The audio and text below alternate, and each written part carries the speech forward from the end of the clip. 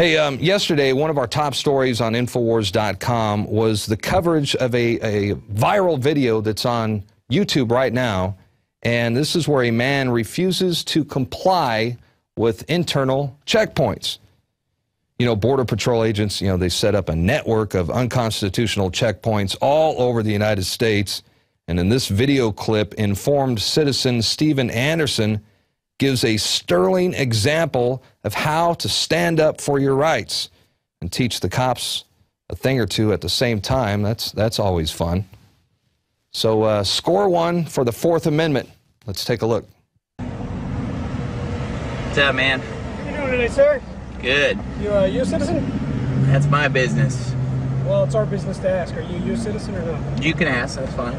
And you have to answer me, or I have to detain you until you can either tell me that you're a U.S. Well, I don't have to answer you because I have rights as an American. Sir, go ahead and pull over there. We're behind that other vehicle if you do me a favor. No thanks.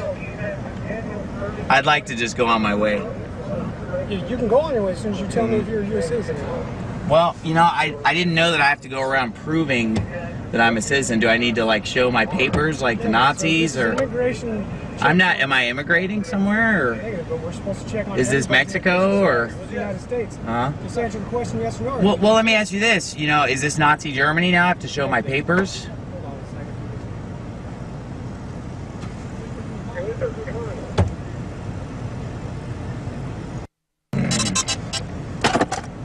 It's a simple yes or no. You can either answer it or we can detain you here until we figure out whether you're a U.S. citizen. Well, what's more simple is the fact that my freedom is a little more important than you seem to think. And that, setting up checkpoints where people have to prove that they're a citizen is not something that America is supposed to be about.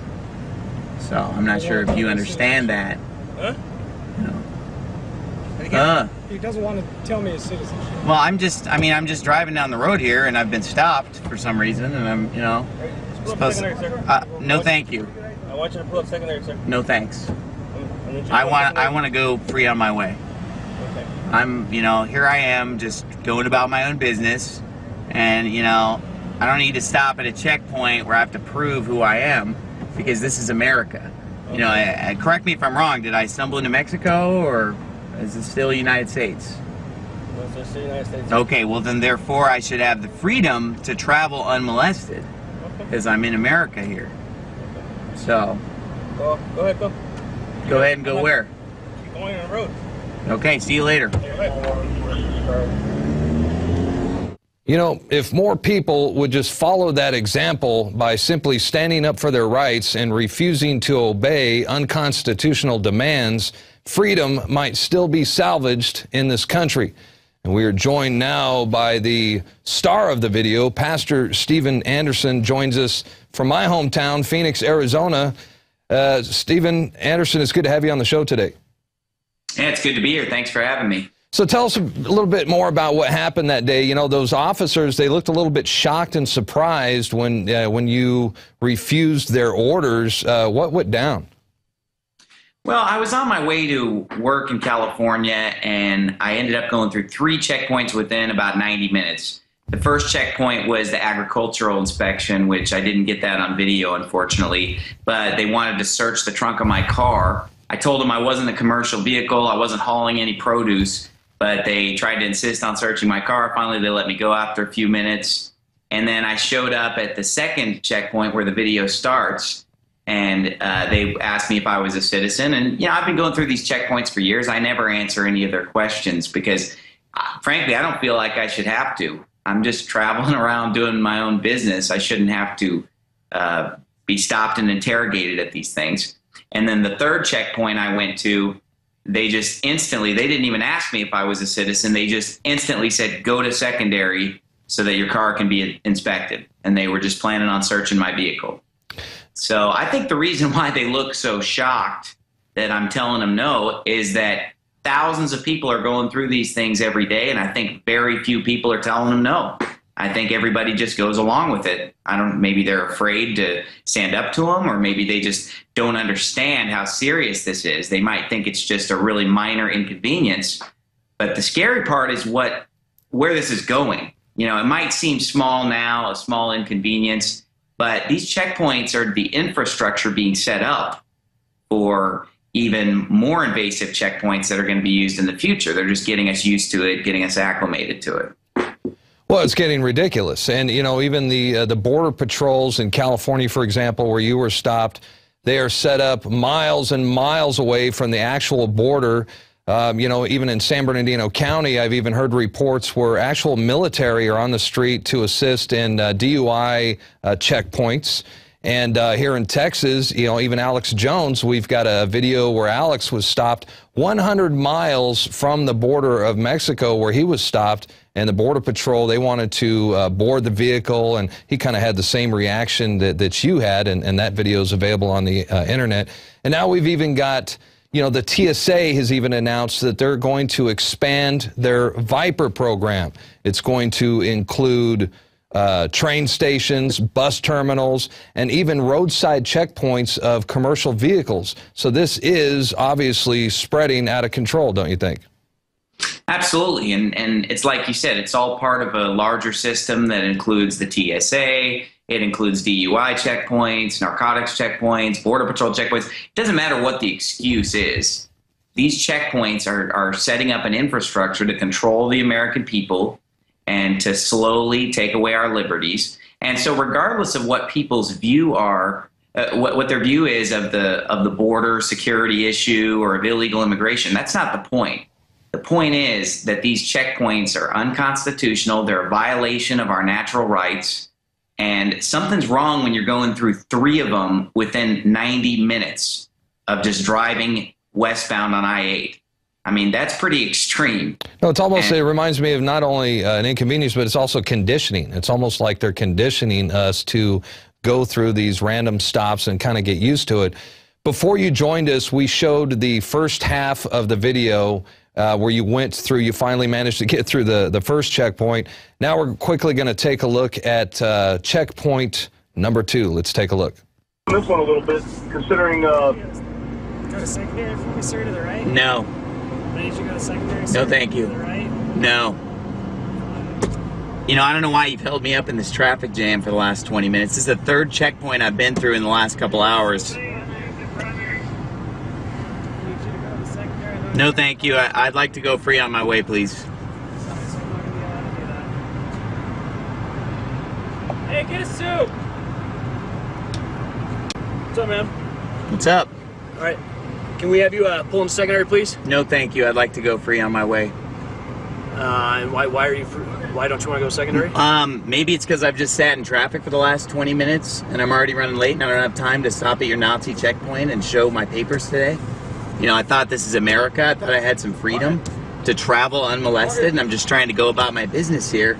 You know, I don't have time to play games with you guys. You know, I don't know what you think you're doing here.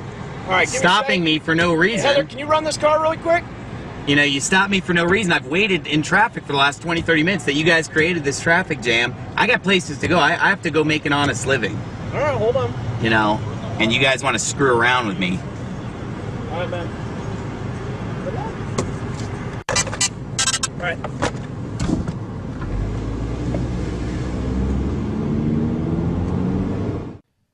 Well, as sad as it is to see America finally getting to this point, it's also encouraging to see patriotic individuals like yourself, you know, standing up to these thugs. And I wanted to ask you about your camera setup. I noticed you had your camera set up there on the passenger side. What kind of camera did you use? How did you mount it? And the reason why I ask, I think it would be a good idea for more citizens to kind of do the same thing for their own protection as they, you know, go against these guys.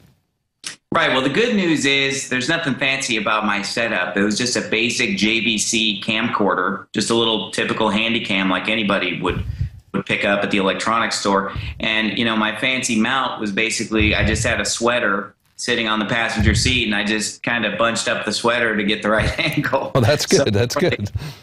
I don't really have a fancy camera mount or anything. I just like to carry a camera everywhere I go because, you know, I want to document this stuff because of the fact that there are a lot of people who live in other parts of the country, and they might hear about something like this and think it's exaggerated, and it doesn't really hit home with them until they actually see what these checkpoints are like. So that's why I like to video it and put it online. And I'm hoping that people will see what I did and do the exact same thing. because even if just a small percentage of people acted the way that I do when I go through these checkpoints, I think it would back them down.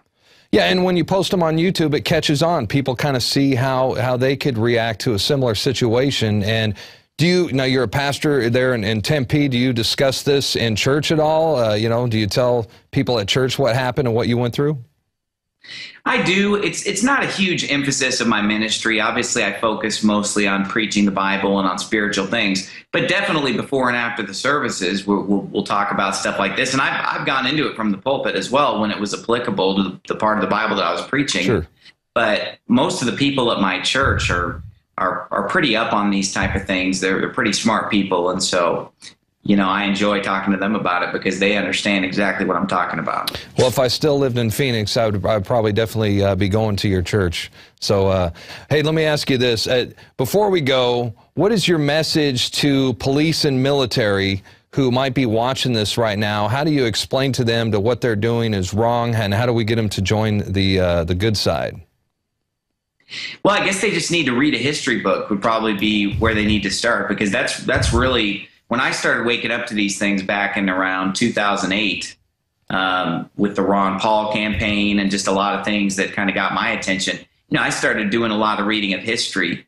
And I think that the problem is people just don't know history, so they don't realize that these checkpoints are just the beginning.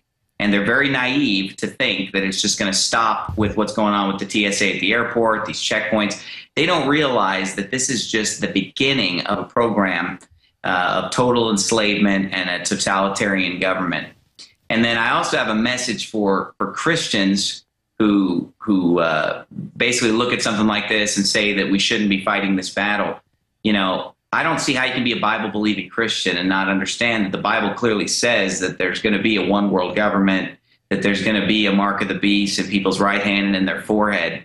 And these checkpoints are just a setting up of that police state that's going to make that possible, to control people and make sure that they, you know, bow down and worship the Antichrist and what have you. Well, well said. And, you know, thank you for joining us. You know, keep that camera rolling, because I'm sure there will be other incidences. This isn't your first incident. I know you've you've actually got tased. Tell us about the time you got tased, because weren't you on the Alex Jones show before because of another incident? Right. That was back in 2009, and I've gone through there hundreds of times without complying. I haven't got them all on video. Some of them just weren't that interesting, so I didn't upload them. But the time in 2009, you know, they would not take no for an answer. And after about an hour and a half of a standoff, they ended up busting out my windows, tasering me for 22 seconds, and shoving my face in broken glass. I ended up in the hospital having to get stitches in my head, and spent the night in jail. But later a jury found me not guilty on all charges, and now we're taking them to court in a federal lawsuit. So hopefully we'll have an update on that by the end of the year. That's a pretty slow process, but I'm looking forward to that. Sure, sure. Well, keep us updated on that as well. And obviously you're not too intimidated because you're still standing up to these guys.